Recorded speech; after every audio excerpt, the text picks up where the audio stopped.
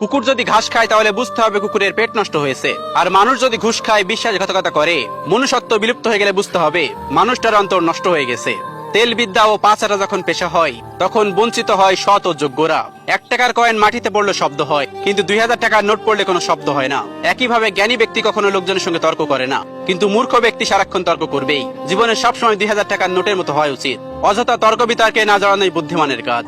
পরিবারের থেকে বড় কোনো সম্পত্তি নেই, বাবার চেয়ে বড় কোনো পরামর্শদাতা নেই, মায়ের থেকে বড় কোনো জগৎ নেই, ভাইয়ের থেকে ভালো কোনো ভাগিদার নেই, স্ত্রীর থেকে বড় কোনো বন্ধু নেই। এজন্য পরিবার ছাড়া আমাদের জীবন অমূল্য। 1 ফোঁটা বিষ অনেক পানি নষ্ট করতে পারে। ছোট্ট একটা পাথর একটা গ্লাস ভাঙতে পারে, আর ছোট্ট একটা মিথ্যা কথা পুরো লাইফটা নষ্ট করে দিতে পারে। বাবার ইচ্ছা ইঞ্জিনিয়ার, মায়ের ইচ্ছে ডাক্তার, দাদুর ইচ্ছা উকিল হও, কাকুর ইচ্ছে মাস্টার। ইচ্ছেগুলো কেমন যেন ভেবে আমি থ। কেউ আমায় বললে না তো, খোকা মানুষ হ।